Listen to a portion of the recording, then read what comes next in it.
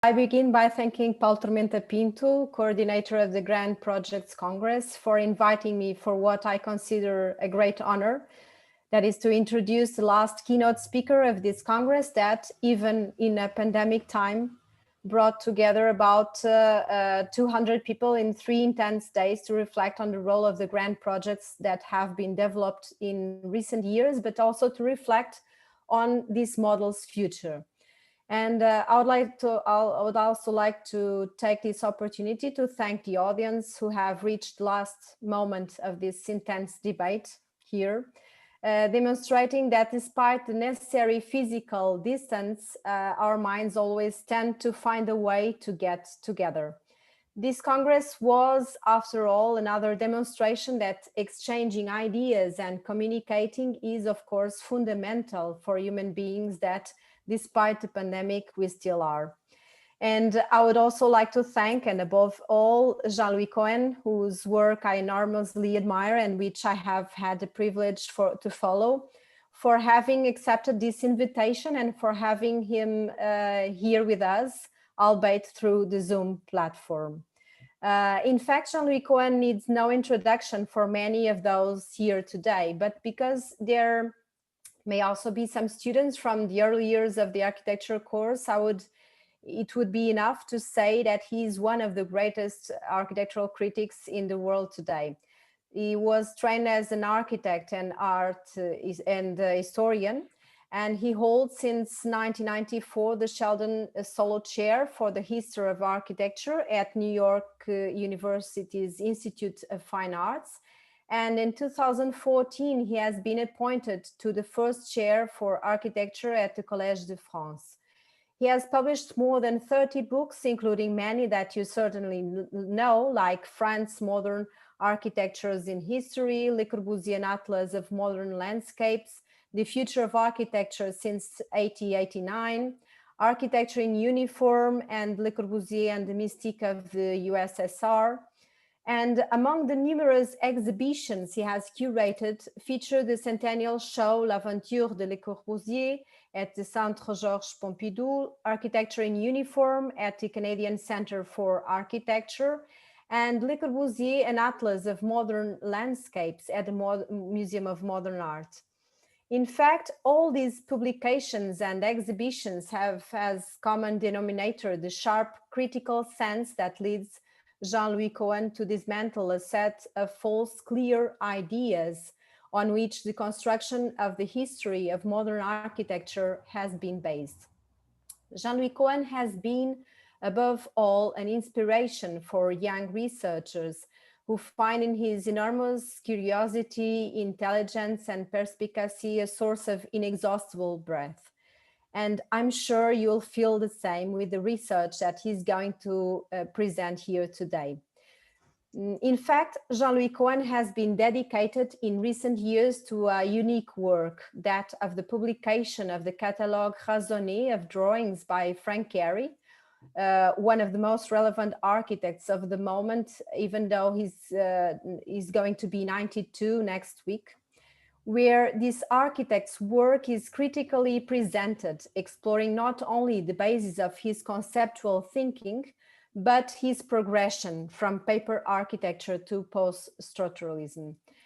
So overtaking the commonplace about the impossibility of seriously referring to contemporary production or about living authors, Jean-Louis Cohen has been overcoming the traditional research on architecture, as well as the alienation in relation to living authors, while not missing the opportunity to dismantle a series of clear false ideas about them.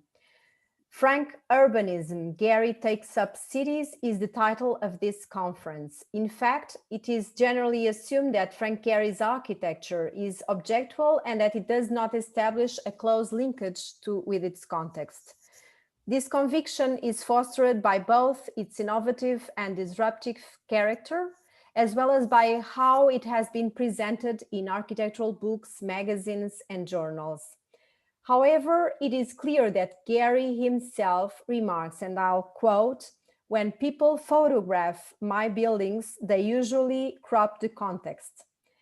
So through unprecedented research based on insightful archival analysis, but also on a fruitful interaction with the author himself, Jean-Louis Cohen reveals precisely the opposite. So setting aside certain preconceived ideas which underpin the work of one of the most important architects of the turn of the century, Cohen finally demonstrates that urban dimension has been continuously part of Gehry's creative process since the late 70s, and that his works not only do not establish a rupture with its surroundings, but can only be fully understood precisely from a contextual perspective. Anyone who is connected to us by Zoom and wants to participate in the debate that will follow the conference and have the opportunity to ask questions personally to Jean-Louis Cohen, please post your questions on the messenger on the Zoom platform during the conference so that I can best moderate them. You will be able to ask questions in English, but also in Portuguese, Spanish, Italian, French, or even Russian, I suppose, since we are here before a true polyglot. And if any difficulty in understanding arises, I will be quite happy to help.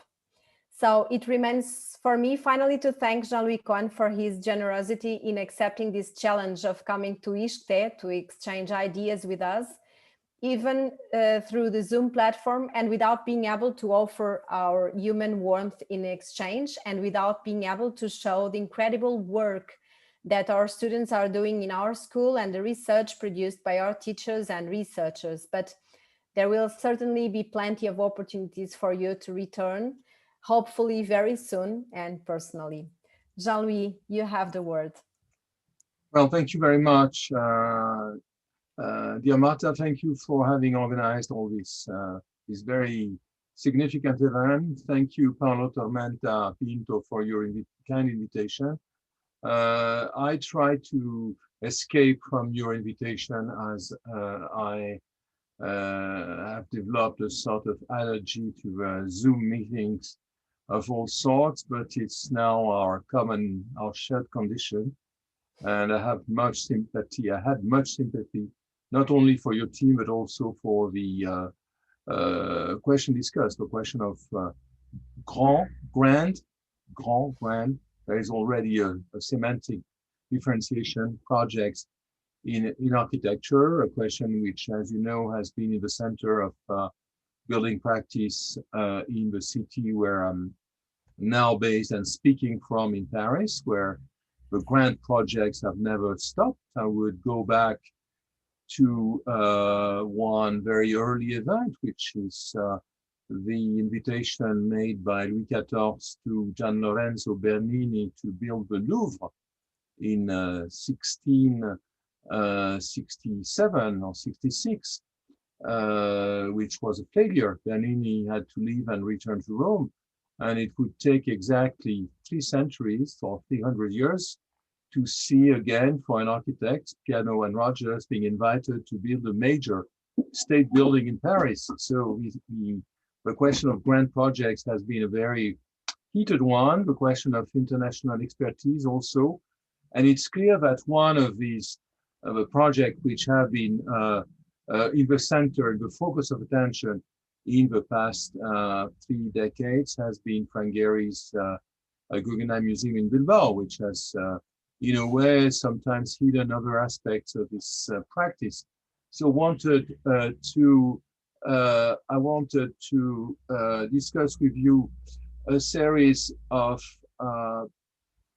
built projects and unbuilt design through which Frank Gehry challenges not only well, this is beginning to be. Let me go back to my first slide, which is not working. Yes. I wanted, with this easy pun on Frank Gehry's name, to discuss his, what I would call his urbanism. And I use here urbanism not in the, I would say, the Latin meaning of a term, urbanismo or urbanisme in French, Urbanism as defined in the United States today, an urbanist is not necessarily an urban planner or an urban designer, but someone who cares for the city, who's engaged in the making and the transformation of cities. An urbanist can be a sociologist or an anthropologist and not necessarily a designer. So I will focus on this issue, not before saying, to start with, that Frank Gehry, who has been active in architecture since the mid 1950s, so for a very long time, has in a way represented the epitome of the innovative thinker. And as a proof, I take his participation, his recruitment in the famous advertising campaign of Chat and Day, for whom he built a significant building, by the way, the back of this gigantic photograph. He took part to this campaign on the side of Picasso or Einstein as one of the major game changers of modern science, culture, and art. And indeed, Frank has changed our perception of what a house was, of what a house could be, with his own residence built in Santa Monica in the late 1970s. He has also famously, and here we come closer to the topic discussed in your conference, in your congress, he has also completely changed not only the building of the museum itself in Bilbao, but also the relationship between the museum and urban culture and urban economy with this building, which is much more than a simple building. So let me try to discuss these questions from a particular perspective. I can call myself a friend of Frank Gehry since exactly 1981. So 40 years of meetings and interaction, but I only started doing something really serious some 4 or 5 years ago. And the result was printed last year, the first volume of Catalogue Raisonné of Frank's drawings, published by Cahiers d'Art in Paris, which will be followed probably by 7 more. Why 8 in total? 8 is the magic number of the volumes in Corbusier's Œuvre Complète. But in response to this first volume, Frank was so engaged and engaging that that since he's continuing to build to design and build, maybe the number will grow from 8 to 10, who knows. This book, and I'm not here advertising the book, but just showing you the kind of background work on which my assumptions are based for the most part. This book documents the work of Gehry project by project, focusing on the exciting evidence provided by the sketches. It's not about a book about the firm's drawing. It's not a book about the computer-made drawings. It's a book about the Frank Gehry's creative project as crystallized in sketches. The ones we know now, which are small sketches on letter-sized paper, and also the early one, in which he used tracing paper in according to a sort of established practice of architecture. Today, Frank is still doing drawings. He's doing sketches. He has also invented what I would call the sketch model, and has been working enormously in 3D with paper. And this will change probably the scope of the following of the last volumes of the series. But let's go back to Frank's origin. Frank is an urban person. He has lived his childhood and teenage years in Toronto, a large Canadian city, which was then in the 40s becoming the first industrial and commercial and financial center of Canada, catching up and beating Montreal. He was born in a Jewish family, inserted in the city. His man, a small businessman and retailer who was not very successful. His mother working in department stores. Anyway, he was embedded in the life of the big city. Uh, his grandparents lived in this little house, which is still standing in the very center of the city, a city where the Jewish community from which he was a member was extremely active, and a city which looked at other cities. And Frank told me that for him, the major center of inspiration in terms of cities in his youth was Chicago, was going to Chicago with his dad, meeting the big city in Chicago.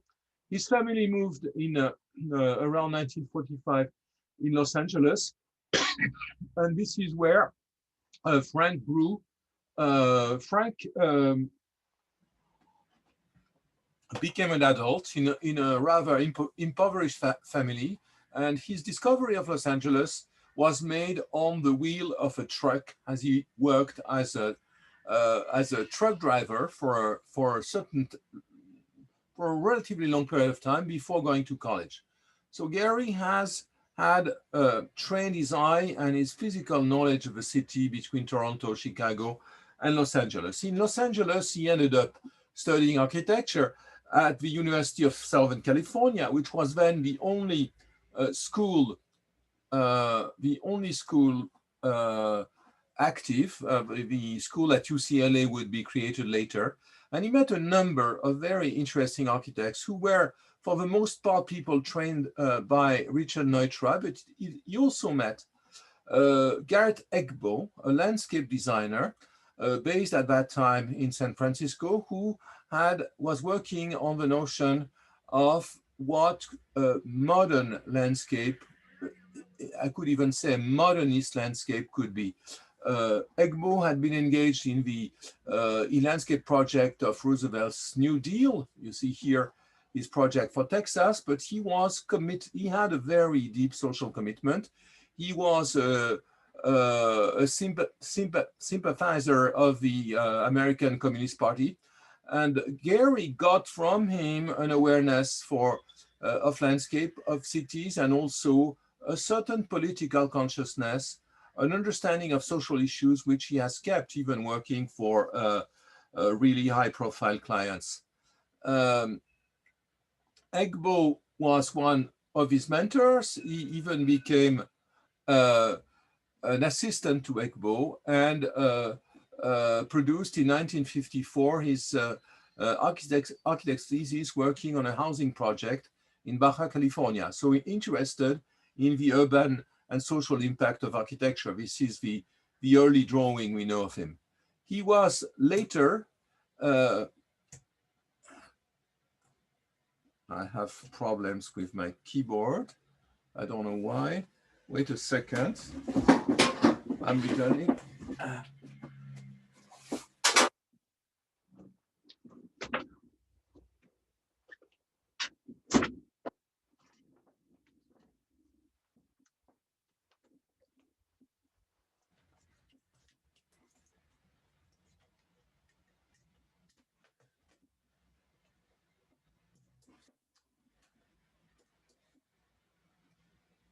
Yes, after having finished, gotten his architect's degree at USC, Frank was deeply interested in urbanism, in urban design, and he went to Harvard thinking he would join an urban design program, and found himself under José Luis Sert in an urban planning program, which was for him a big disillusion. So his awareness of urban issues was partly determined by the Harvard experience, but only partly. The main experience was acquired by him and had a long-range effect in working for Victor Grün. Victor Grün, born Grünbaum in Vienna, in Austria, is, as you probably know, one of the most active architects in the modernization of the big city in North America. In particular, he was the inventor of a large shopping mall. With Grün, Gehry learned many things. He learned to work on large projects, on grand projects, I would say. He learned in particular the cooperation with other people. He learned the interaction between space, light, uh, uh, color, signage. He learned to consider buildings as comprehensive entities and not only as built spatial form. So very important training also through the people Gehry met in the Gruen office. In 1960, Gehry went to Paris for nearly a year and met other people who played a role in his awareness of and his ability to reflect on urban issues. One of them was Robert Ozel. Robert Ozel was an architect and an urbanist and urban designer, teaching at the Institut d'Urbanisme, a student of Gaston Bardet, whose work has been very important in mid-century Europe and Latin America. And Ozel was in particular publishing this encyclopedia of urbanism, which was sort of compendium of urban form. He was also designing and building relatively human grands ensembles, in contrast to some of the deathly monotonous French ones. Gehry worked with him, and this is what we've left. Well, what is left is this plan for residential a neighborhood in which we find sort of aspiration at introducing a varied morphology in contrast to the banal plans of these schemes. He also met other people who made him aware of other issues in urban design, in particular political one. One of them was Anatole Kopp, an architect trained in Paris and at MIT, who had taught at the Black Mountain College in the US, who was a communist and very engaged in the revival of the Russian avant-garde. So, and to say the truth, my relationship with Gehry started when I mentioned the name of Kopp, who was the best introduction I could find in 1981 Los Angeles. Returning from Paris, and forgive me for being very fast, returning from Paris, Gehry worked again for Gruen, and he worked on the new projects Gruen was doing. Around 1960, you see that Gruen was bringing the shopping malls back into the center, that Gruen was beginning to rethink what he called the heart of our cities. He published a book under this title and was, in a way, taking a distance of the suburban entities which he had himself developed in the 50s. Gehry got some jobs directly from Gruen. For instance, he received a commission to build a small resort in Australia, where you see him working at designing a picturesque Mediterranean-inspired village on the southern shore of Australia. This is the direct input of the Gruen experience. And the team gathered at Gruen, which you see here, would remain absolutely fundamental in the development of Gehry. You see Frank on the right here, and his partner of those years and of 30 years, Greg Walsh here, and other people who were to take part in many of his projects. Now, let's see what comes out of the early partnership between Walsh and Gehry. And of course, I won't mention all the projects. To give you a notion of the quantitative notion, as you probably know, Frank Lloyd Wright has designed 2,000 projects and has left 400 buildings. Le Corbusier has designed 400 projects and have left behind him, I would say, 75 schemes, including many more dwellings. Gehry has designed maybe 500 building projects and has built around 160. So his body, the body he has built to this day, is twice the body of works of Le Corbusier, but still very, very much beyond the one of Frank Lloyd Wright. So the first buildings were often urban buildings, such as this small apartment house here, built in with a certain understanding of urban continuity and of context.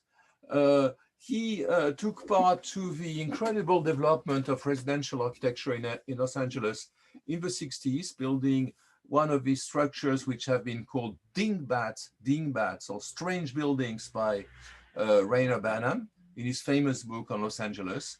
His little firm was working for essentially a clientele of artists and emerging business people from the Jewish community. Here you see, you have a vision of the early firm of Gehry and Walsh, which was extremely competent professionally, but had trouble landing big jobs. So among these jobs, some of them have been memorable because of their close observation of Los Angeles urban culture. And here I want to make a point which is for me very important in the designing of cities, in urban design at large. Urban design is not made only on design proper, on developments that come out from plants and the culture of plants, but I think that the visual and material culture of a city, the culture of the urban landscape, which filters through banal building types, is also determining. And in this early project of Gehry, the first one published outside of the US by Rainer Banham in his fundamental, game-changing book on Los Angeles, we see one such building, the Danziger Studio, which was an interpretation of what are called in Los Angeles the dumb building, the stupid commercial buildings aligned alongside the big roads. So this is what Gehry started achieving, and this is why, of course, there is a minimalist take, what led the artists around him to become friends with him and to give him commissions. This is these are study drawings, the kind of drawings I'm publishing in the catalogue raisonné of this project, in which we see, if you look closely at their forms, that they are inscribed in a continuity with the earliest modernist structures in Los Angeles, here those of Irving Gill.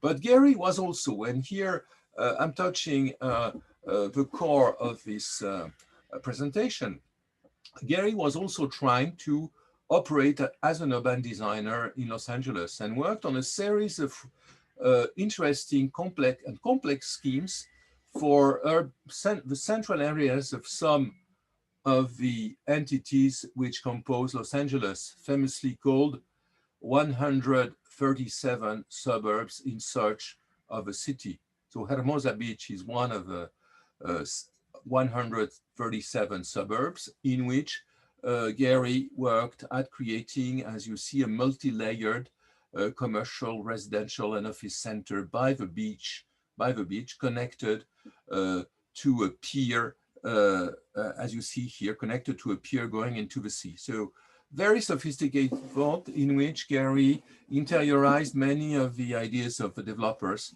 and showed in his notes, in his memos, a very close understanding of what it meant to be doing urban design the city. Another project which he developed with this remain unbuilt, another unbuilt project was for the city near New York, the city of Newburgh, a project made together with Garrett Egbo, who was his former teacher at USC. And it was a project for the revitalization of a small city in which we see Gehry at work documenting. Here is a page, a panel on which he glued photos he made of the houses. We see him trying to reorder the urban grid, try to work at new types of new categories of dwellings for various categories of people. And he was very conventional, if you wish, work as an urban designer. Another project which is more complex, which belongs to the family of the one we've seen in Hermosa Beach, was for predominantly African-American neighborhood of of New York, the Vernon Central, located south of downtown. And we see here Gehry working on a sort of big mega structure, assembling facilities on both sides of a planned subway line, metro line, which was built eventually 30 years later. Another project which remained unbuilt was a town center for a new development, a private new town in Texas. And we see here Gehry working at the idea of centrality. The centrality, of course, central feature of this private town is the shopping mall. But a shopping mall which is no longer a dumb box, a big dumb box, but becomes a monument in which for the first time, probably Gehry imagines to use what will become his signature building material or cladding material, a chain link. So these projects were opportunities to develop unexpected proposals and working with unexpected materials. Among the build projects are some small urban aggregates, which are sometimes the leftovers of much larger schemes. This one it was built in a Native American reservation in New Mexico, Cochiti Lake, and of course has a relationship in its cubicness to the pueblos of the southwestern Native Americans. And you see that the plan was itself a very, the general plan was a very complex fabric of commercial buildings, of professional buildings with some housing.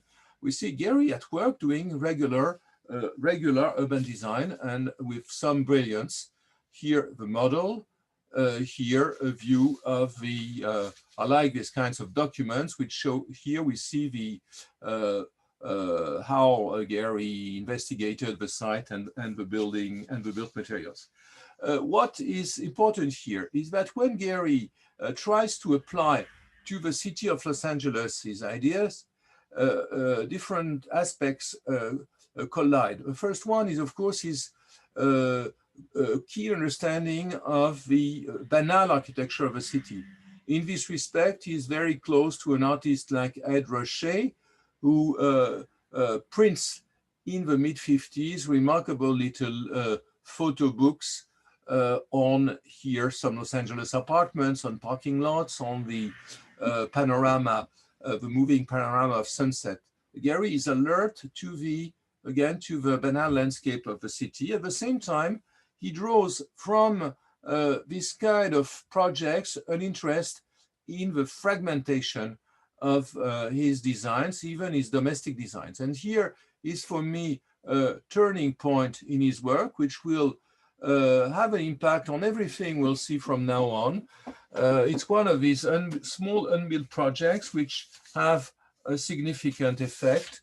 A project for the Jung Institute, an institute of shrinks, of psychoanalysts in West Los Angeles, in which everyone wanted to have his own office, but around a courtyard.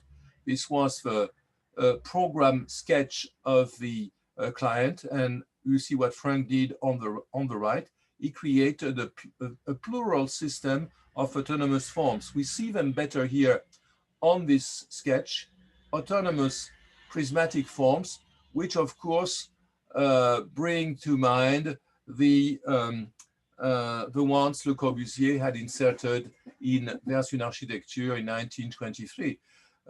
So the idea that buildings could be split into their respective components at every scale, from the house to the big structure, is really crystallizing in these projects from the late 70s.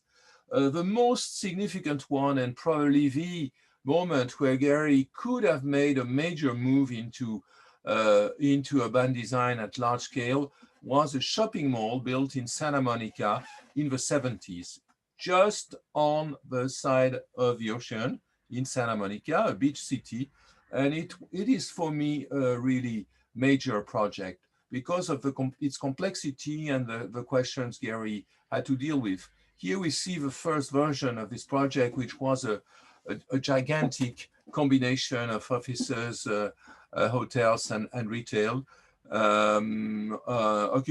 occupying 3 blocks, which was shut down by the local organization. Santa Monica was a left-leaning municipality in the US at that time, quite an oddity, I would admit. And here we see the first idea of Gehry, which was to create a vast atrium. You see that some of the inspiration of the main alley comes from one of the most popular books among architects and urban designers at that time, the book published by Jonas Geist in Berlin on the arcades, a book which generated dozens of new arcades in many countries. But Gehry broke with this the idea of the huge megastructure to redesign its shopping center around a diagonal arcade here. And this is what made this center, this mall, so interesting. The usual department stores, but in between this diagonal arcade around which all the shops were organized. In a way, Gehry here achieves the what Grun had started pleading for, achieves the urbanization of the shopping mall. At the same time, he tries to develop the shopping mall into a sort of public monument by giving it a strong visual identity, working on the mega sign. Here, there are dozens of studies which all in the end echo Roche's imaginary Hollywood sign floating alone in the landscape. And this is what led to one of the best known images of Gehry work in this phase, the super graphic of the Santa Monica Place garage. This beginning was also an end. At the same time, Gehry was completing his own house in Santa Monica, and after a moment of crisis, decided to focus on the architecture, the experimental architecture of this house, on a more subversive take at architecture, and no longer at commercial project, which he was very good at. So it dropped for a while the interest for large urban structures, and it resurfaced in the back, I would say, around his major projects of the years to come. So it's the moment also 1980 in which Gehry makes a name for himself abroad. He's invited to the infamous or exceedingly famous Venice Biennale of 1980. And as you see here, he completely dissociates himself from the historicist discourse of postmodernists to propose another type of reflection on the very building, the Corderie, where the exhibition curated by Paulo Portoghesi was organized. And a new generation of projects in Los Angeles comes out, in which the urban paradigm is very strong. Institutions which are fragmented into small entities, which are organized according to an urban pattern. Here we see the campus of Loyola Law School in west of the center of Los Angeles, about which Gehry says, I quote him, "I tried to build as I always do, creating a metaphor for the city with towers and turrets, old passages and strange collisions. It grows out of the stuff where I make villages." So you see here this very interesting small university in which Gehry worked at dissociating the element of a program, the classrooms, the chapel here, the little theaters in which lawyers, apprentice lawyers were trained to argue as in a real court. And here, what is interesting is to see where the ideas come from.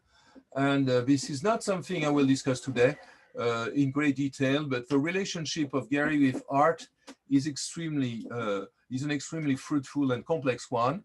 And it's made not only of befriending the artist, but also of looking and using art. So here, in the assembly of the buildings, Gehry has mentioned the placement the random placement of works in the studio of Brancusi in Paris, also the metaphysical Piazza d'Italia painted by De Chirico. And if you look at the building, at the main building here, the Burns building, it's interesting to see also the echo of Aldo Rossi's Galaratese building in Milan. This scheme by Gehry in the early 80s is as close as it will ever be to the themes, to the historicism of postmodernism. But at the same time, as you see, it is a single building, a single institution broken into a little city. Another project which I really very much like is a commercial center built on the side of Main Street in Santa Monica a little later, a building which, as you see here, is an assembly of vertical structures and lower structures for which Gehry mentions San Gimignano in Toscana as a source suggested to him by his client. But this scheme has other qualities. One is, of course, this contrast in the heights. The second is also and not in contradiction to the previous one, but in addition, is also the abstract interpretation of a key component of Los Angeles urban culture, visual culture, which are the billboards, the advertising billboards. So here we see that there are no images, but the idea of having a vertical sign on the side of a road addressing the drivers or the pedestrians is extremely closely derived from Gehry's interiorization of Los Angeles. There is something else. When one looks at the plan, here the model of the scheme, and its winding, narrow alleys, winding streets leading to the main components of the program in the back, what is clear is that Gehry's culture in urban design has not been lost. And I'm totally convinced that he hasn't said the contrary, that in this the definition of this scheme with its again its small alleys leading to hidden facilities, one finds the parallel with the design strategy which was proposed by Camillo Sitte when looking at medieval squares in Italy. Sitte had been published in the US very late in 1946, and one, of course, standard reading for all the urban designers of Gehry's generation. Here we see the presence of this building on the street. I think it's a very competent interpretation of Los Angeles urban culture, very competent addition to it. Gehry would also start in the early 80s to participate to a series of competition in which he will try to develop an empathy for the surrounding, although his forms were becoming more and more autonomous. And this is where the major contradiction of his work lies, of course. So here is a competition project for Nîmes in the southeast of France, which remained unbuilt. Is here is in a later moment the relationship he would create between the existing city and his buildings by articulating their various components. Here, Minneapolis, the art museum, which predates Bilbao, is a building in which one finds a big warehouse with the main galleries and a more, I would say, more excited sculptural building. We can see here the other side of this museum, the road connecting the city of Minneapolis to the campus of the University of Minnesota. Here, again, the sculptural part of the building, and in the back, the rather dull part. And here, I would say that Gehry, who knew the work of Robert Venturi, goes beyond the famous, the over famous opposition between the decorated shed, or the shed related with a big sign, and the building which becomes sign. He combines both. In fact, we see that in Minneapolis, we have a shed in the back and the duck in the front. Gehry proposes a sort of integration, reintegration of what Venturi himself, of the parts Venturi has differentiated, and responding to what Venturi himself has written about the difficult whole, the difficulty to produce a building which was a whole entity. In Paris would be an intriguing opportunity for Gehry at the same time. Here we see him at work at building the American Center on a corner lot of the new development of Paris-Bercy. This is the southeast of Paris, where a new park replaced the wine market designed by Bernard Huet, where remarkably innovative housing, which has withstood the distance of time, was built. And Gehry was given this corner lot and was intimidated by this situation as he tried to respond to what he believed the identity, the urban identity of Paris was. I'm using this term identity not by coincidence. Gehry had been through a lengthy psychoanalysis, and he had absorbed, like many of many of the people living in Los Angeles, a sort of practical semantic field of psychoanalysis. So he writes about this project. I wanted the project to be a petite ville, just like the city, full of music, activity, and energy. I tried to make the central place, which is somewhere in the middle of the drawing here, an open place, an open space, so that from there you could go to the movie theater, the main theater, the restaurant, and you would have been able to go into the bookshop and travel agency. Then the loft made sense as a kind of living room sitting in the middle of the space. So the idea of putting a loft, as you see, a big entity on top of this open square, at the same time responding to the language of 19th century Paris. And this is what made this building quite strange. Gehry had in mind, who knew Paris, as I said, quite well, had in mind the material finishes of Rue de Rivoli and of Haussmann's Paris, stone and zinc. And this is what he tried to emulate with his own shapes, more or less successfully. Anyway, this is, I think, this was his first attempt to try to insert a new program in an existing city with a very impressive legacy. The case of Bilbao is, of course, well known, but I just want to insist on one main aspect of Bilbao, which is the engagement of Gehry not only in the design, but in the selection of the site. In the selection of the site, Gehry was invited by Tom Krantz and the people of the Guggenheim Foundation initially to design a museum inside an existing early 20th century building, but he refused flatly.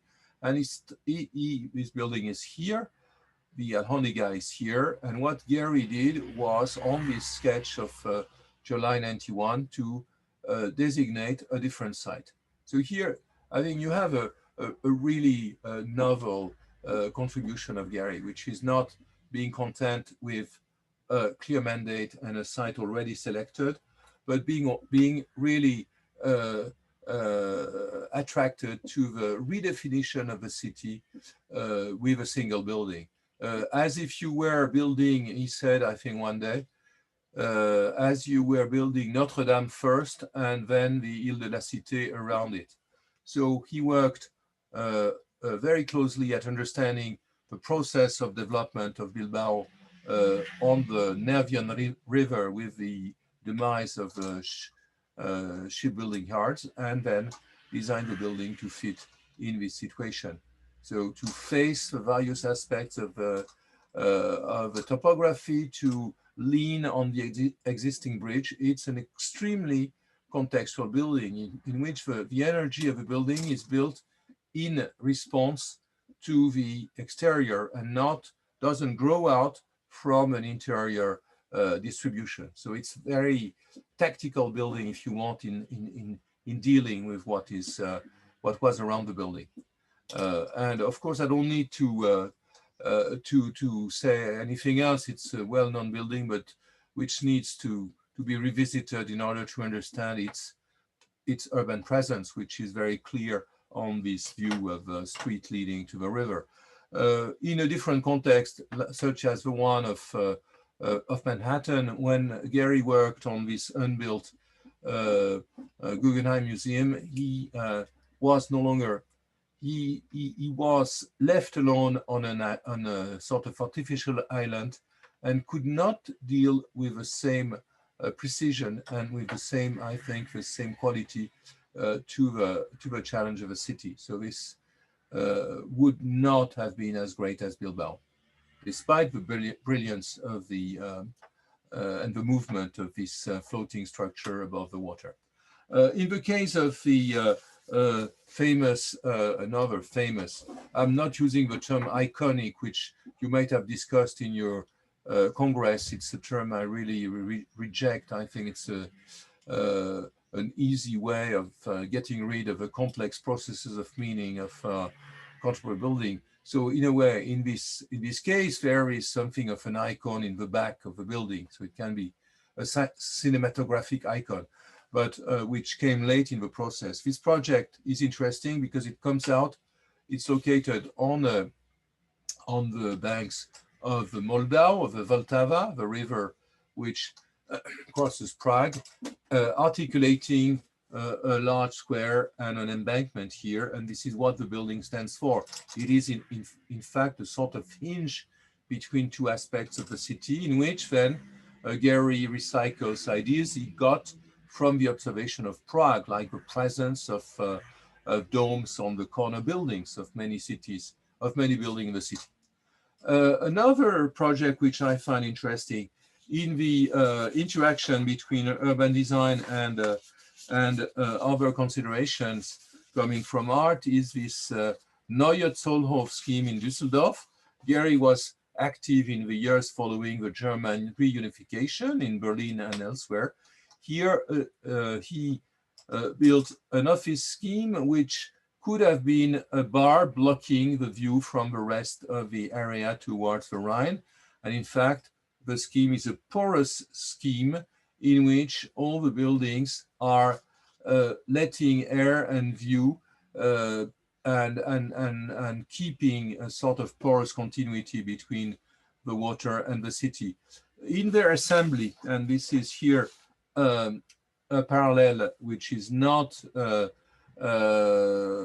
I would say artificial on my side. Gehry has often insisted on the meaning of the work of Giorgio Morandi. He had seen a show by Morandi in the early 70s in San Francisco, and he was interested in Morandi's technique to assemble volumes on his paintings, painted volumes, so in 2 dimensions. And he took up ideas from Morandi in the assembly of his different shapes. He took also other sources. You see them here in the presence of these 3 entities, 3 different entities. He would also compare the scheme to his painting by Bellini, saying that the center, and you see almost the shape of the building with the shoulders and the head. There is something anthropomorphic in many of Gehry's building, which we'll see later. Here, the parallel goes between the central building, which could be compared to the Madonna and the Child, and the side building, which would be architectural Saint John and another saint. The 80s also have seen Gehry, and I'm not following a strict diachronic continuity here, but I want to inject another consideration, which is Gehry's very long, very lengthy and for a long time unsuccessful dealing with the high-rise buildings, with a skyscraper. It started in Kalamazoo in 1981 with a fish-shaped high-rise, unbuilt. It continued in Dallas with this sort of wall made of high-rises, unbuilt. It continued with his first project in New York, which was for Madison Square Gardens, together with SOM, where he started really learning how to design skyscrapers, unbuilt. And here are some sketches. It continued with this building with for the Progressive Corporation in Cleveland, Ohio, a building which, as you see, is articulated with lower structures which are more lyrical and more complex. It's not simply a prismatic extrusion, unbuilt. Another version here of the same idea, which was designed in Los Angeles, but as you see, had a sympathy for the lower floors and the urban blocks and the streets around it. And this is, I think, always a characteristic of these projects. All these projects are generating, maybe not in New York where the blocks are clearly defined, but are generating a complex interaction on the ground. They are not bachelor buildings, but are interacting with the city. Here, another unbuilt structure. It's a family of high-rises which were designed for Mexico City. And you see very clearly the anthropomorphic component, four silhouettes of broad-shouldered men standing on the ground.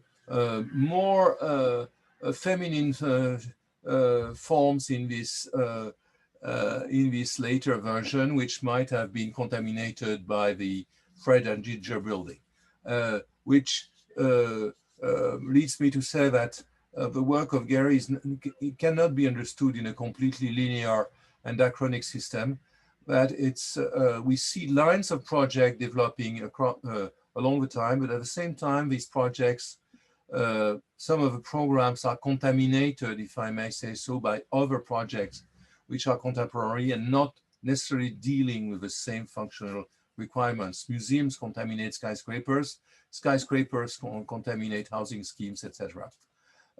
For New York, Gehry worked on a series of theoretical projects which never went anywhere, but where he experimented on responding to the urban space. This is Times Square at two moments in the 20th century, and Gehry's work on Times Square to try to unwrap and rewrap the building, the original building of the New York Times. Here you see it as it was built, here camouflaged, modernized, and here we see Gehry trying to work on this very idea of camouflage, on this very idea of a stage set.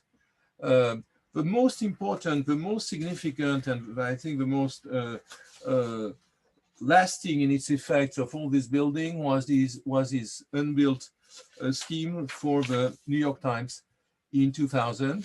A competition was organized. Gehry worked on this project, and he started clearly trying to understand what were the principles of skyscraper architecture in New York, in particular, the significance of the lower range of the building, which speaks to the city.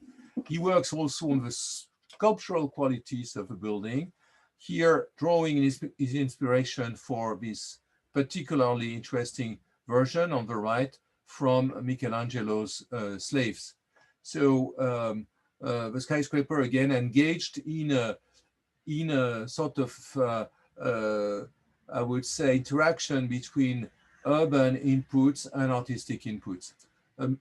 Dozens of models were made. You see several of them here. And with one idea which I want to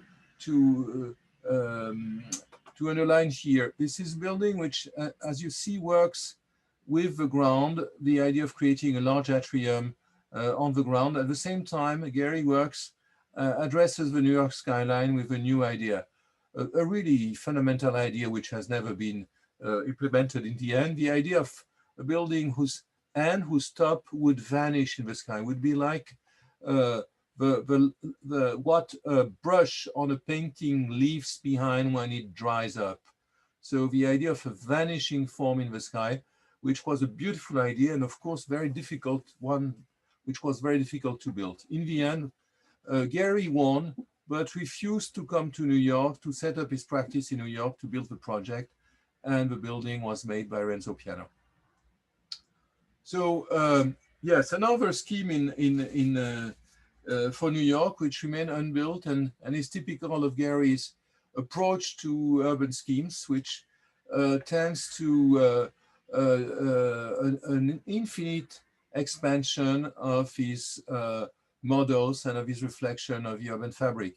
This scheme was meant to be built on top of rail yards in Brooklyn. And Gehry worked on a rather complex model, which you see here, which was a combination of, you see many forms you've seen before in other projects. So it's a sort of anthology of various types of structures, high or low, an arena, a sport arena in the middle. And we see here Gehry creating a rather complex and varied landscape in which, again, the picturesque component which I have connected to Camille Zitte in the early scheme can be found. Here is the final iteration of a project which included a very interesting skyscraper conceived as a layering of horizontal boxes. This is what Herzog and de Meuron have ended up doing in one of their Manhattan schemes recently. Another scheme which has been built this time is the Beekman Tower, which is located in New York, here on the southeastern part of Manhattan, and which is clearly a response to the nearby Woolworth building in the differentiation of the various blocks. So here some sketches, here many sketches on the vertical organization of the structure. Here an infinite number of models in which the very quiet prism which you see on the left ended up being, as you see here, striated and modeled. What is interesting in this particular case is that this striation of the surface, the folding of the steel surface, again, is contaminated by art. In this particular case, the sculpture of Bernini, the draperies of Bernini's sculpture, brought again to New York to create a texture responding to the Woolworth building in the back. This is a particular case of a skyscraper which had to integrate public facilities in its base. A school which had been removed to build the structure was replaced in the lower level. So this structure is a very heterogeneous structure in which Gehry, if I may say so, has not built a Gehry-esque architecture for the base, but has accepted to, in a way, to start his own language only on top of the school. And here we see the building can be discovered from the nearby One World Trade Center. I could mention many other high-rise projects of various forms in which ideas are changing, the inspiration can be anthropomorphic, can be more sculptural. This is an unbuilt project for the Sagrera area in Barcelona, the new train station of Barcelona, which remained on paper. It was killed, I think, by the 2008 depression. Here is our extremely dynamic buildings, which becomes, they're not only made out of folds, but they become a sort of gigantic textile entity. Projects for Monte Carlo, which in its development became more tectonic. Here you see an example of the incredible production of models which corresponds to all these projects. This is an unbuilt project for the National Archives in Andorra, which would have been probably overwhelming in this little city. We see Gehry working with his typical building blocks, and then when happy with the different types of connections, functional connections between the components of a building, moving to more flexible and sculptural shapes. So I would like to end with some build projects and some projects in the making.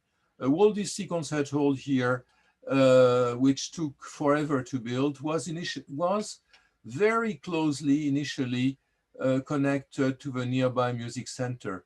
Gehry said that he wanted to be a good neighbor and not overshadow the music center here by Welton Becket in doing the new concert hall. So this is his competition entry of '87, which slowly started morphing into something more sculptural, but always to a certain degree differing to the nearby building. A building which is very, as you see, expansive, but at the same time contained, a little bit like Antoni Gaudi's buildings are contained in the implacable grid of Cerdà in Sanche of Barcelona. So here you see this quiet building on the outside, which nonetheless becomes a generator of intensity in this part of Los Angeles, which had been totally voided by urban renewal in the 60s. Since that moment, Gehry has worked on the other side of the same street. You see here the edge of the concert hall, and it's a very, I was mentioning Notre Dame generating the Ile de la Cité. It's a little bit the same phenomenon. The concert hall has generated finally its context. Its very success had pushed the notoriously conservative Los Angeles developers to create a residential and commercial area on the other side of the street, reviving the central district of Los Angeles. And this scheme is nearing completion now.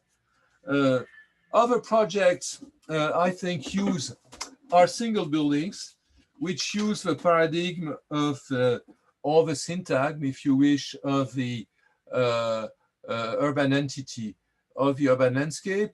For MIT, Gehry worked on a new research center called the Stata Center. Here you see the early ideas for this center, which was made out of in the wood block a moment of his design process, and the final building, which is, as you see, apparently an assembly of buildings. So individual towers with individual labs, which, by the way, respond to the requirements of the individual sponsors, but at the same time, this building challenges the circulation grid, the circulation patterns of MIT, and becomes a major connector inside this big city, in particular through the lower floor arcade connecting through the building various parts of the campus. So it's the case of building which is not only taking into account the context, but also generating connections,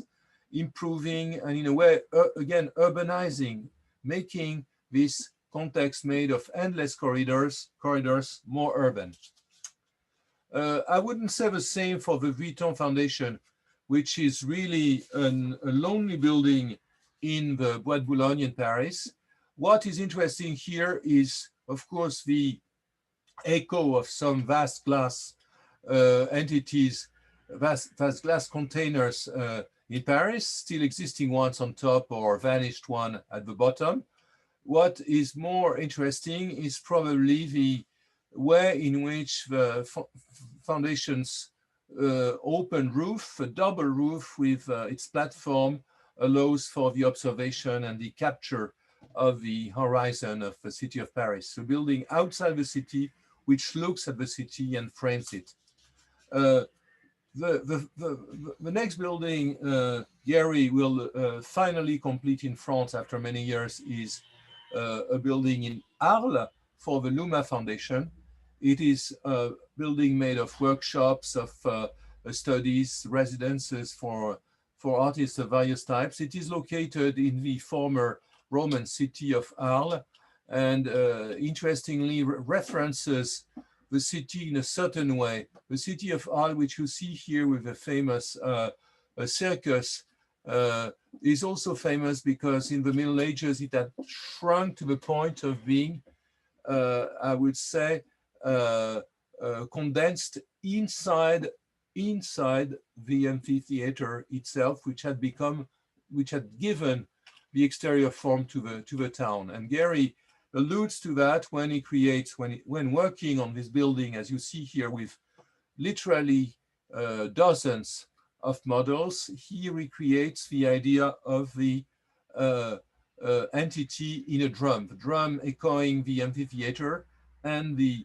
metallic entity here developing in response to the fragmented painting touch of Van Gogh, who had famously worked in Arles. So it's again one of these buildings where the urban and the artistic meet, and one which one is curious to see completed. I would end with a couple of vertical projects and a grand project which is horizontal. Among the vertical ones, the tower designed for Berlin in the middle of the last decade will probably not be built. Gehry was, this model doesn't give a clear notion of what was the issue, because it was inserted in a master plan with many other high rises designed by Hans Kohlhoff, and it remained the last one and has been on hold forever. This is the way in which Gehry envisioned this building, by responding to the brick texture of Berlin. Among the projects which are getting approved and most probably coming up soon is one for his hometown of Toronto. Initially 3 towers, which were, as you see here, extremely animated structures in which the facade, the grid of the facade was seemingly emerging out of more textile wrapping. So these buildings were meant to be built in a central block of Toronto, where a very animated street life used to take place. And Gehry has worked quite a lot again. And this, I must say, is always in contrast to what other developers and designers do at keeping or echoing with few kitschy remainders, but basically regenerating the street and not completely killing, sterilizing it. This is the lower part. And here we see the later version, a version in which the buildings become slowly less extravagant, leading to the current situation where the 3 structures have become 2, which are assemblies of metal-clad prisms, very probably going to be built in the next 2 years. The last vertical project I want to share with you is absolutely secret, unpublished yet. It's Gehry's contribution to the very problematic scheme built on the west side of New York, Hudson Yards, built, as you know, on top of the tracks of New York Central near Penn Station. It is a conglomerate of rather mediocre high rises. Gehry has tried with his design. Here again, we see many sketch models of a skyscraper. Here, one of the last ones in which he was trying to return to a more orthogonal language in contrast to some of the more Baroque buildings. Gehry tries to bring a dignified accent to this city, to this part of the city. The last project I wanted to show you, which is apparently moving towards some forms of implementation, is this time almost not a building project, almost entirely an urban project, dealing with the rehabilitation of the Los Angeles River. The Los Angeles River, which is dry for most of the years, and which is has been completely, I would say, caught and kept within a trench of concrete. This Los Angeles River is a very major break, a very major gap between various areas of the city, and in particular, the most impoverished parts of the city. This map shows here the problem of access of underprivileged children to park facilities made impossible by the river, or simply very remote. And so Gehry has worked at two problems. This river is meant to be filled only at the time of major floods. So in order to respond to this problem, Gehry has studied precedents in landscape in which the water level rises and all the water interacts with buildings. The famous underground tanks or wells in India, schemes like Chenonceau on the right. And what he has proposed is to deal with the problem of the infrastructure not as a linear entity, but to work not only as a channel here, but as an area in which by the time of large floods, vast areas could be flooded, but these areas being low-rise facilities, sports facilities, leisure facilities could withstand it, and would at the same time, this area would create the missing fabric between the communities on both sides of the river. So this is what Gehry has been up to in the last years in Los Angeles. And this project, which as you see here is has the potential of generating many building operations on the side of a river, has received a principal approval and is moving towards some concrete steps in the near future. And in a way shows us that after having not been a prophet in his own city of Los Angeles, after having had to prove himself in various other cities, Gehry returns with the identity of a placemaker, of a landscape maker, and not only of someone who has mastered the haute couture of prestigious grand projects. Thank you. Many thanks, Jean-Louis Cohen, for this fantastic conference that you have just given us. I think it's a wonderful way of ending this Congress, in fact. Well, I have here lots of questions that have been posed by the public, the assistants. I hope that everyone can switch their camera on, even if they're not going to pose any questions, so that we can see each other's faces, please. Thank you. Thank you very much. Well, I would like to start with a question of Nuno Grande, director of the PhD of Coimbra, that you already know quite well. Very well. Hello, Nuno. I hope that Nuno can pose his question. Well, my question is about the role of European historians when they look at urban and architectural culture in the United States. And it's quite curious that you're so interested about Frank Gehry, as in a way, Rainer Benham that you quoted was also interested in Los Angeles, being an European historian, or like Rem Koolhaas was interested in New York later on, or even Georges Dessau about the American lawn. I'm just putting some aspects of European historians looking at American culture and American architectural production.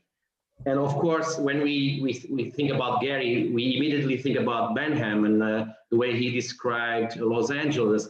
I also think about the architecture of well-tempered environment. I think in a way, Benham was maybe thinking about Victor Gruen, but he was anticipating what Gehry would become. He's really the architect of the well-tempered environment.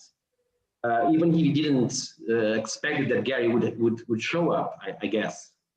Yes. And then now you, an European historian, is looking at Gehry not at the beginning of his career, but at the end of his career, and trying to frame his work again in this kind of urban culture, looking at it from outside. It's quite interesting that you have to quote Camillo Sitte and Aldo Rossi in Italy to frame his work into a kind of ancestral urban culture that he doesn't need. I don't think he needs this kind of frame because, or this kind of alibi to justify his urban integration, because as you know, and as you stated, he comes from another urban realm. He comes from another urban situation. So in a way, I'm always curious how European historians try to look at the concept of city or city integration from an European point of view. And I really hope that your catalogue raisonné, I trust, I know your work, so I really trust that your catalogue raisonné will have all these kind of approaches. It's going not, I think it should it's going, I'm sure, to overpass the monographic approach to situate Gehry in this kind of thematics, which I think is not being put on. And that's why some criticism always shows up about his work. And I really think that because you're from outside, you're the best entitled historian to do it. Like Benham was, I think, one of the best historians to look at the American urban culture.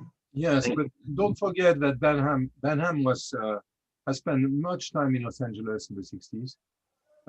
He had produced his famous BBC programs.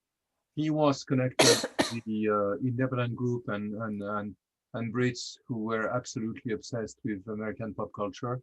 So it was really permeated by all the Europeans who have looked at America and American cities were not pure Europeans. You were mentioning Tissot, but Tissot's relationship to America came from what Tafuri had done in his big book with Francesco Dalco, La Città Americana, which is a book of 1971, if I'm well informed.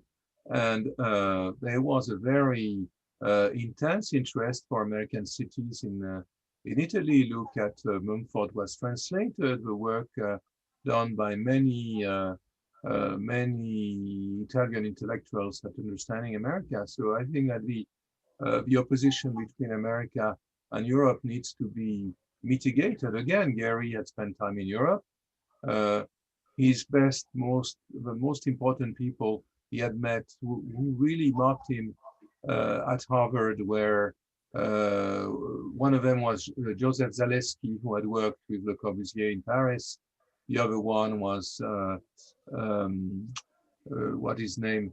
Jerzy Zoltan, who had the same trajectory. So we have to realize that these worlds were more integrated, not to mention the relationship between Italy, Beaux-Arts France, and the US in the early 20th century.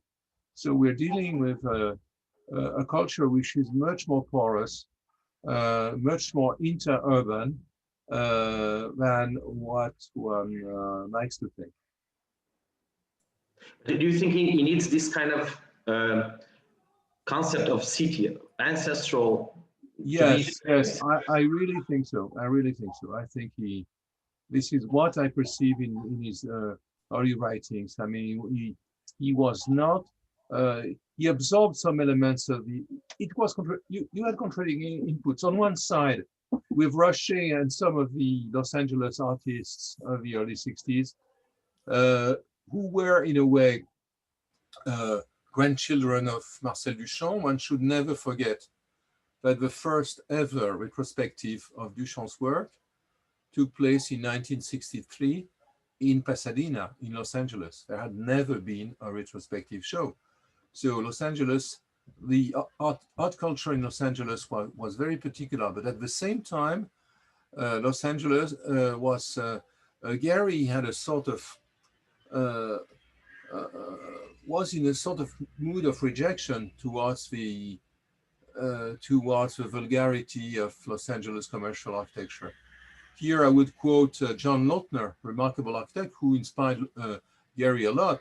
Lautner once said, "When I arrived to Los Angeles, I found it so ugly it made me cry." So Gehry was laughing and crying at the same time. Thank you. Probably we all need that kind of ancestral references to work on.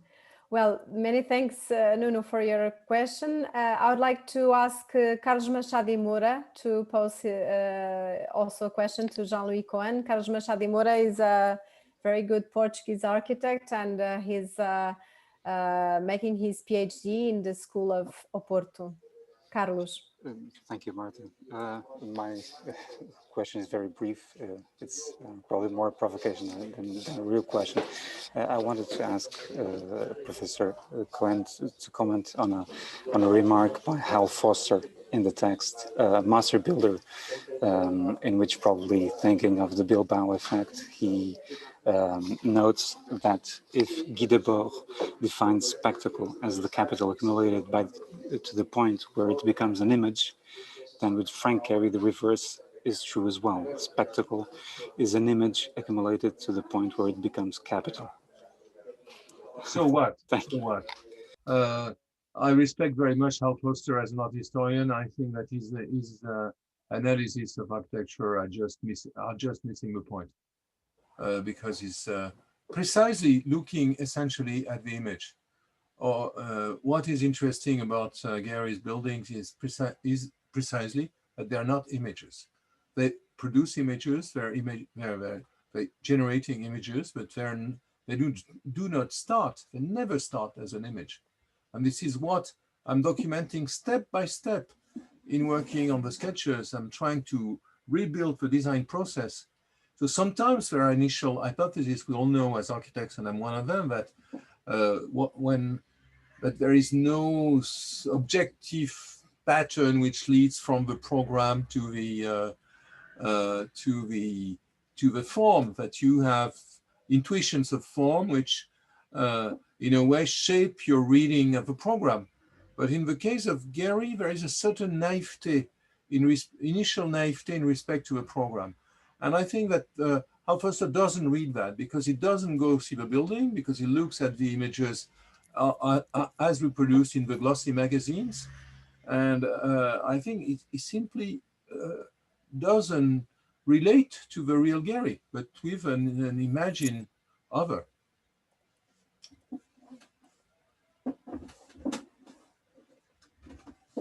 Many thanks, Jean-Louis, for your answer, and Carlos for your question. Well, I would like to ask Bianca Lupo, which is now we are going, she's also a PhD student, I guess, and but not from Portugal, but from the other side of the ocean, from Brazil. So Bianca, if you can pose your question, please. Okay, thank you so much.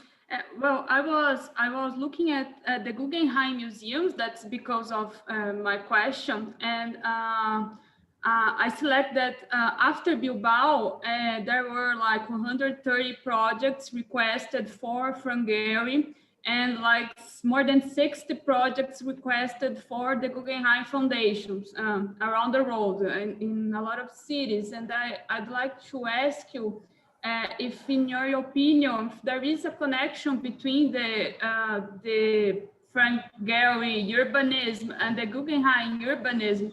I'm precisely asking you because Gehry was the architect who selected the Mauer to receive the Guggenheim Hill. After that, it was designed by Jean Nouvel. But I'd like to know a bit more about that, or if it has to do with the friendship between Gehry and Thomas Cranes. What's your opinion about that? I think, of course, Gehry. I think one of the qualities of Gehry is the quality necessary to be a great artist, and it's I would call it anxiety, creative anxiety, not repeating yourself. So again, things it has been called. There is a beautiful book by Edward Said on this topic, on the late work of writers and intellectuals.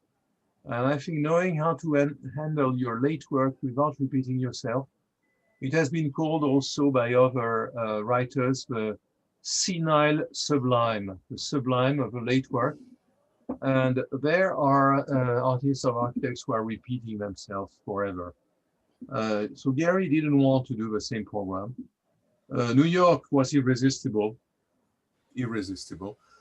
because Gehry had like everyone, every architect on earth has a dream, which is to build something in New York. So, and some of them succeed more than before, but he refused to work on other projects, and this was very clear between Tom Krantz and him. The only one he accepted in the end, because Krantz twisted his arm, is Abu Dhabi, which might get built and has a very large dimension, but is something different, very different from Bilbao. Nothing to do with Bilbao. It's a completely other pattern of reflection. So I think it's only at first sight that Gehry has tried to free himself from the direct effect of Bilbao, which you know, we're in a world in which you've been asked to. It's the same for historians. Some of my colleagues here know it. Once you've done something more or less well, everyone asks you to do the same, or more or less, or something close to the same. So to, in a way, to self-plagiarize yourself. So I think even if, of course, there is a Gehry trademark, there is a very clear catalog of I would say syntactic forms and of lexical elements, but it is not a closed system. I don't know, I would use an unpleasant parallel, but look at the way in which Richard Mayer, for instance, who made initially a great catalog of imaginative buildings, has continued to work through the ages. If you have a case of someone who thinks he has a language and he can continue using the same language forever. Many thanks, Bianca, for your contribution. Well, I would like to ask Guilherme Wisnik, which is a professor, critic, and curator from São Paulo, to ask the question that he wants to ask you. Yeah. So good to see you, Jean. Hello, how are you? Boa tarde. Boa tarde. Thanks for your brilliant presentation. And what I want to tell you is not a question, is more a short story. I remember hearing you or inspired by your speech. Is one day, you know, of course, that in general here in Brazil and mostly in São Paulo, architects don't like Frank Gehry. But I remember one day in a conference by Paulo Mendes da Rocha in FAUSP, after the conference, someone asked him, what's your opinion about Guggenheim Bilbao and Frank Gehry? And for a big surprise, he answered, I like it very much, because when I think about Gehry, I think about Duchamp. Because if Duchamp created the nude descending a staircase, the Guggenheim Bilbao is the Guggenheim New York by Frank Lloyd Wright descending a staircase. This is a very good one. It's amusing because the parallel with Duchamp has been made several times in architecture. And I think the first one was in the early 20s with Mies van der Rohe's glass skyscraper. In an article of the Journal of the American Institute of Architects, the parallel was made. between Duchamp and the angulated and complex plan of Mies van der Rohe. No, but I think saying we don't like Gehry, I mean, it's a silly position. Architecture is a discipline made of many different strategies and approaches, and of course, the question you could ask me or ask other historians is the question of is what pushes you to work on a particular architect and not on another one? What pushes me to spend the best years remaining of my life? 8 volumes. I've made the first one in 4 years. If I take that much time to do the other ones, I will end when I will be 125 years old. So, which hopefully I will do, but I will reach. But no, the question is what makes you work on particular problems or architects? And it's clear that the work of Gehry raises many interesting issues, many key issues beyond the issues of taste. There are buildings I don't like particularly, but I find relevant in a pattern of evolution. Others I really appreciate more, probably because I know them better. And but what I'm really interested in is the process. What I want to clarify is the process, and of course I have many doubts about the later stages of the enterprise. What will happen? Until now, I've worked in a very conventional manner, with drawings on paper, with letters on paper. What will happen when I will have letters which will be on hard disks with faxes on thermal paper which have faded? What will happen when simply dealing with models, with 3D objects and having to do a book? So it's relatively complex. And then, of course, there are the limits of the medium. This is a very heavy book, nearly 5 kilos. So is it meaningful to print that much paper? It's beautifully made, but are we going to continue to make them on paper? Probably yes, but probably also to circulate them digitally, because otherwise the audience will be too narrow. So anyway, many questions remain, but the main question we should ask to ourselves is what pushes us? What is the drive which pushes us to deal with a particular subject matter, a particular question? Why, returning to Nuno's question, why all these Europeans looking at America? Why? Because it was more exciting, because there were better universities there, because they had they felt that the future was being written there. Why? Because they were trying to expand to architecture the attitude they had towards American pop culture. Many reasons. Many thanks, Guilherme. I would like to ask Pedro Bento, which is a Portuguese architect, that is going to pose you his question. Hello, Professor Jean-Louis Cohen. My name is Pedro Bento. I'm a junior researcher from the Faculty of Architecture in Lisbon. And I was surprised to see that many of the projects that you highlighted were shopping centers, shopping malls. Something that was... Are you sure? Are you sure? Well, some of them... There was one shopping mall. One big, yes, there were. One built one, and yes, a certain number. No, I wouldn't say many, but... well, okay, at least... yes, but go on. Forgive me for interrupting you, and continue. So, well, something that was a bit rejected by so many colleagues of us. And could you explain us a little bit more what do you think about the role of these facilities today, and if you think that these facilities should be readdressed some way, or gain a new role in the construction of the urban as collective spaces that somehow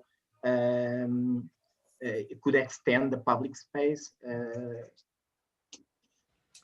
No, it's an excellent question. And I think that when you read the books, there are a couple of books on Victor Gruen in English. There are at least two very good books. There is a biography, and there is a very good source book. The preoccupation of Gruen, who was a Viennese social democrat. He was a Viennese Jewish social democrat who had emigrated to America, who made the shopping malls in the 50s, and then later he started criticizing them precisely for these reasons, because he was thinking of how to build a community and how to build cities. So I think that there is a significant challenge with the shopping malls. And here, of course, it becomes a question of professional ethos. Do the so-called progressive or social-minded architects leave these kind of objects to the cynical professionals who will make money and simply deliver what the client wants, or will they work at introducing other values and trying to counter and to reshape the spaces which have become the real centers of urban life today? In how many cities we see now empty central cities on Saturday afternoon and immense crowds in the shopping malls. So what are the architects going to do? Are they starting to say that this program is not worth their attention? I think it's worth their attention. The question is, through critical architectural projects, to raise the awareness of possible alternatives to the dumb shopping mall. I think it's a very significant challenge. And if you look closely at, well, the only one Gehry has really made, which is the Santa Monica Mall, it has a series of very stimulating qualities which are really contemporary. It connects to the city. There are significant open spaces which are not completely invaded by the commodity. The tectonics are stronger than the science and the visual communication of the merchants. So it was a really a valid alternative, which then has been almost completely ruined by the generations of bad managers. And last point, sorry. One last point. It's also interesting to see that in the case of Gehry, the commercial architecture has been, for him, a test bed for some ideas which he later implemented in museums. The handling of light, the handling of what he called clutter, the visual disorder of commerce. He tried to organize it, and this is what he tried to do also in his museum. So shopping centers are also a great architectural school. Thank you. Thank you so much. Many thanks, Pedro Bento. Paulo, I don't know if you want to also pose a question? Yes, yes, I do. Thank you. Thank you very much, Louis Cohen, for your extraordinary lecture. Actually, I am one of those who like very much the Frank Gehry's work. Actually, I had the opportunity to meet him here in Lisbon when, for a short period, he was here to design one building or one intervention, to do one intervention in the center of the city that unfortunately was not built, but was an interesting opportunity to share some ideas with him and with the architects, with the Portuguese architects in that period. But actually, one issue that I would like to ask you, if you can develop, is the idea of this relation between architecture and the field of the arts. Actually, we are always here in our architectonic culture, we are always debating this issue. If the architecture is as its own disciplinary field, or if the architecture belong to the field of the arts. And when we are discussing those subjects about cities and about contemporary cities, and considering that lots of the Gehry's projects have this relation with important cities or capitals, or are sometimes used as a reference in cities. Sometimes maybe this discourse of Gehry, so related with the field of the arts, can be distanced from the real issues that the cities have. Sometimes, I understand. I think in the case of Gehry, and I've tried to insist on that, it's not art per se, and art perceived as an autonomous field of reference. It's combined with a reading of local situations. So I wouldn't say it's always successful, but at least there is an attempt to hold both sides of both ends of the rope. There is a contamination. I use the term contamination because I don't like the term inspiration too much, but there is a permeation of his reflection by visual images, and at the same time there is an alertness to what cities are and the structure, the visual relationship between existing objects.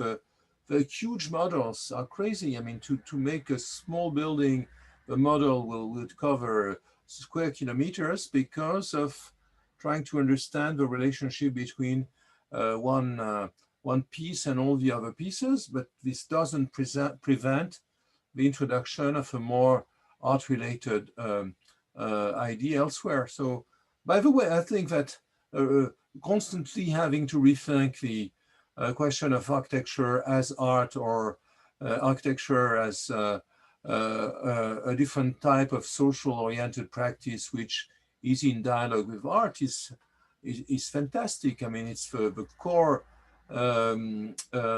attitude of a living discipline is to question itself continuously, and to try to know where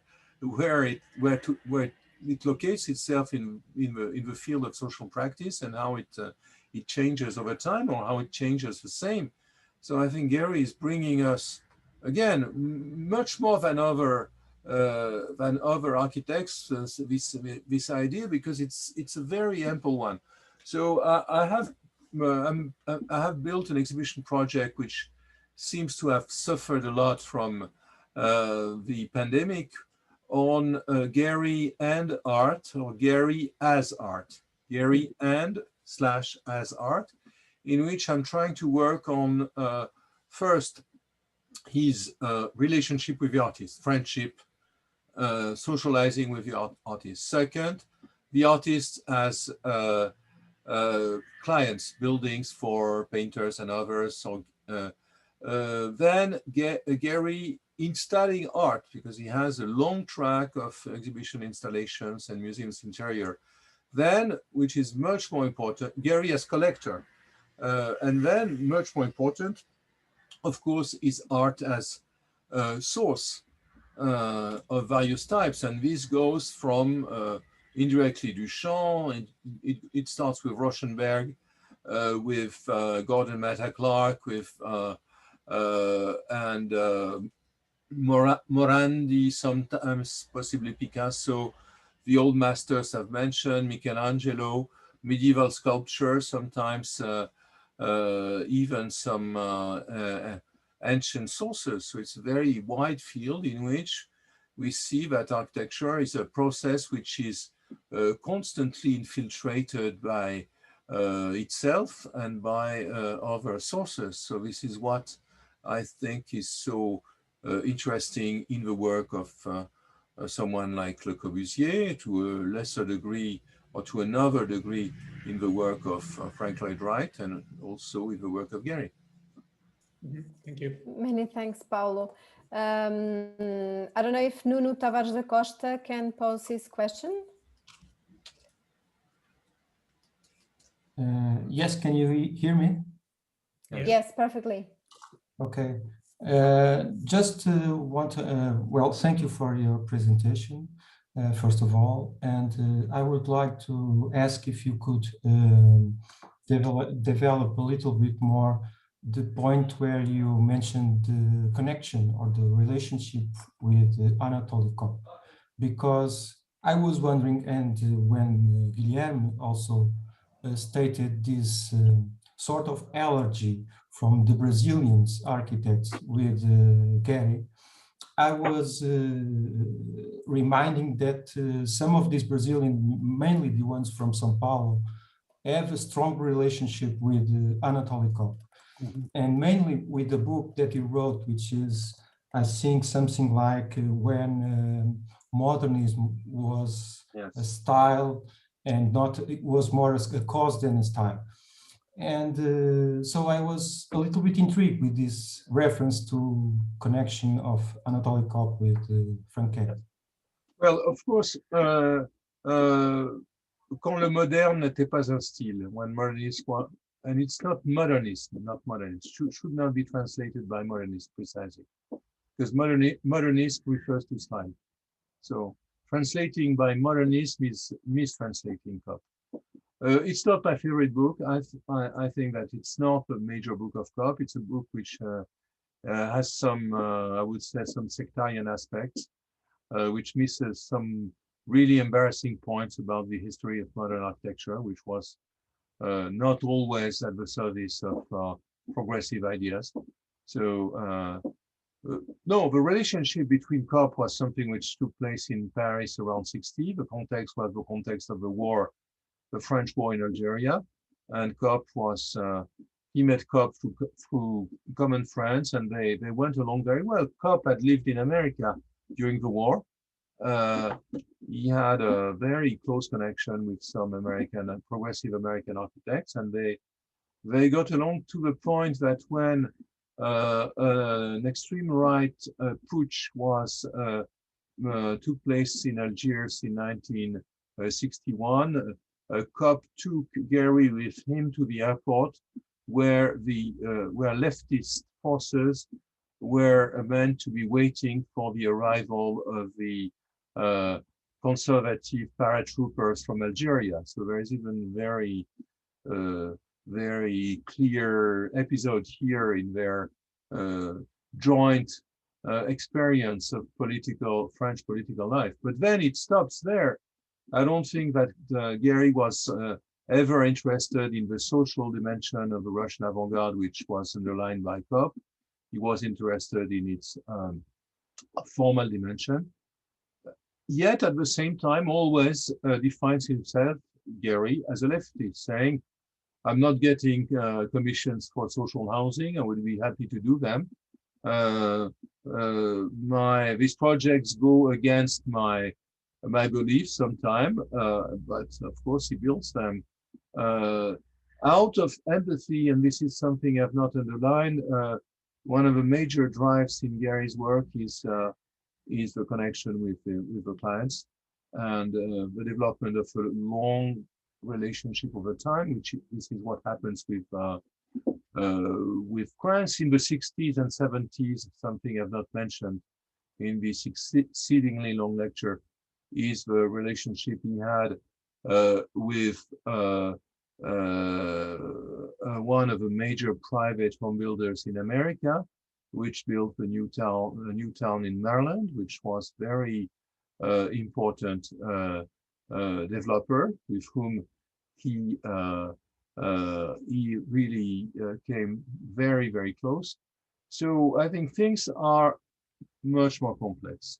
Kopp cannot be framed by one book, and I don't think that the modern movement in architecture is there. If there is such a thing, can be considered as walking always side by side with progressive politics.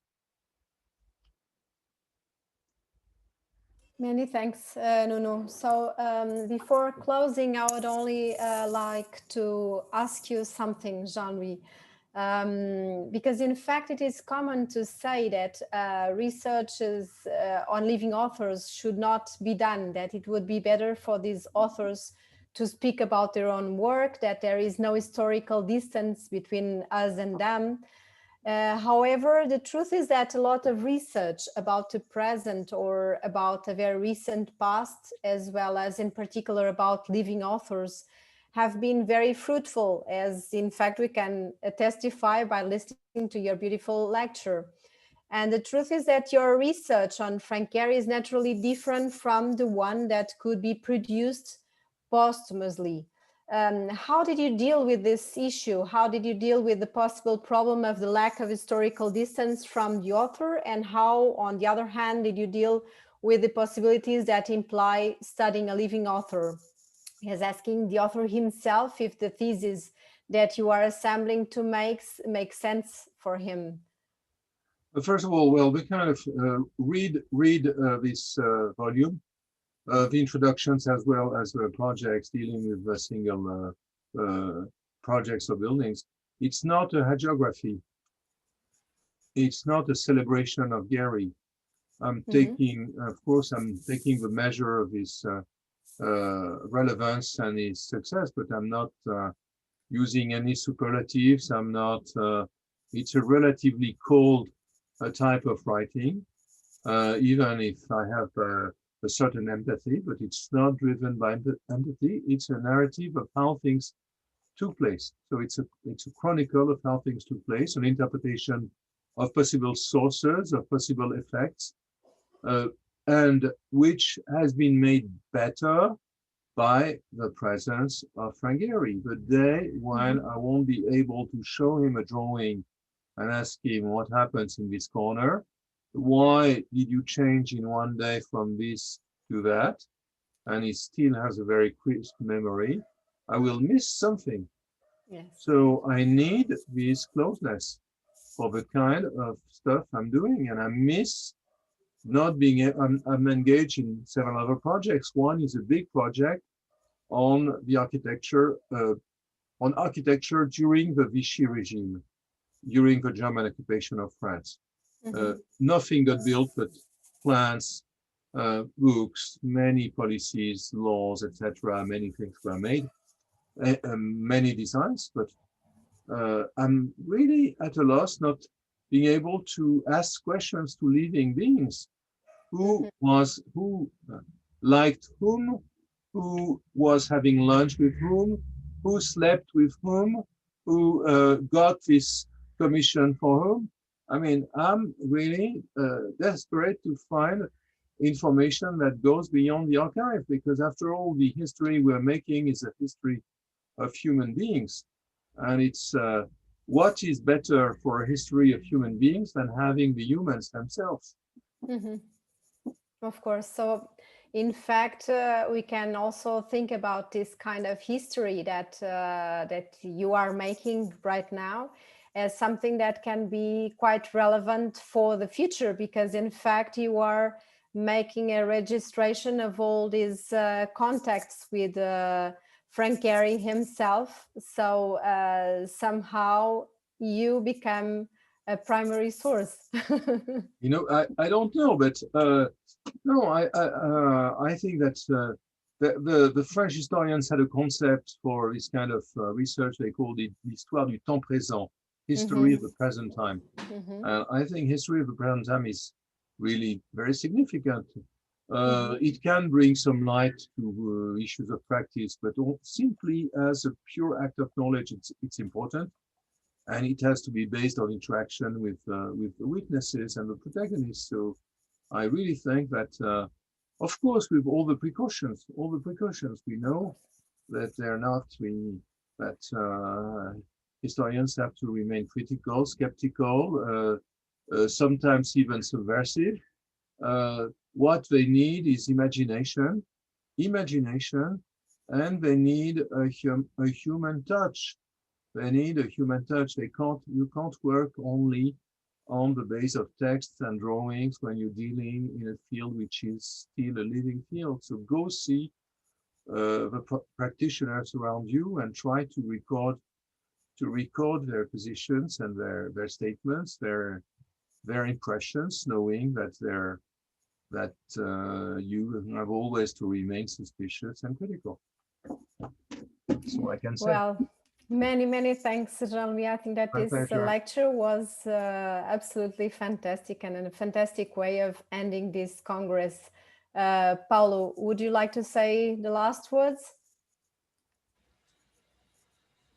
Yes, thank you very much. I would like to thank you very much, Jean-Louis Cohen, for your amazing presentation. Was really a very interesting moment to finish and to close those 3 days of incredible lectures and presentations. We are very happy with the results, even though we are with this tremendous situation closed without the opportunity to be together personally. So, but I would like to mention that, and especially to thank very much to all the participants, recognizing their relevant scientific contribution. I would like also to thank them to the confidence in this organization. Actually, we received 79 papers. We distribute them among 10 thematic sessions, and we had 115 inscriptions, being the conference attended by 170 people, including the scientific committees and the organization and all the people that worked in this conference. The conference started with a tribute to Vítor Matias Ferreira, Emeritus Professor at ISCTE, enhancing his fundamental critical contribution to the research in architecture and urban studies of our institution. The open session of the conference also included a roundtable with the Environment Portuguese Minister, Matos Fernandes, the President of Portuguese Association, Gonçalo Birne, and the Economy Professor, Paz Mamed. The session was an opportunity to reflect on the main goals of the recovery and resilience plan for Portugal to be launched in the aftermath of the pandemic, based on the European funds. The dichotomy between the past 20 years and the challenge for the near future were debated. As a result, it can be mentioned the importance of landscape, ecosystems, and the so-called small grand projects. In the second day, we had the interesting lecture by Claire Colomb, reflecting about changes in Berlin after the wall falling in 1989. Colomb used the case of the German capital constitution to analyze social and morphological transformations in the city. The case of Berlin was compared with Barcelona, generally used as an urban renovation case of reference for several cities, particularly after the Olympic Games of 1992. Also, in the second day, we had lectures by Manuel Salgado and José Pacivillo. Salgado did a reflection about the urban policies in Lisbon since the Democratic Revolution, 1974. His overview was used as argument to explain recent impacts caused by the city reputation. Acebillo brought the concept of disruptive urbanism as a matrix to understand measures and policies for the next decades. Today, Christian Smith presented the effects of mass urbanization in the underdevelopment territories, bringing the idea of bypass urbanism as a contemporary phenomenon reflected in big real estate operations deployment, mainly over former agricultural lands. The lecture was also reflected the contemporary attractiveness of cities, the territory as a territories of opportunity and capital accumulation, as well as the importance of studies that happen in the areas that generally are not focused on the academic works. Well, the conference was finished with this amazing lecture by Jean-Louis Cohen, his research about Frank Gehry. Frank Gehry's work as an important contribution, bringing the genius of the American architect to our debate. Now we are, now with our research team, we will prepare the proceedings book and several publications that we expect to provide with the results of the conference. We are also considering the possibility to do another edition of the conference grant projects, but we shall see. And just for finish, we'd like to acknowledge the ISCTE staff, the scientific committee, the moderators, and particularly the organizing committee. Just for finish, I would like to mention the incredible contribution of the students of ISCTE, particularly Beatriz Duarte, Bernardo Vicente, Madalena Carvalho, Rita Alexandra Carlos, and Mariana Pereira Brito.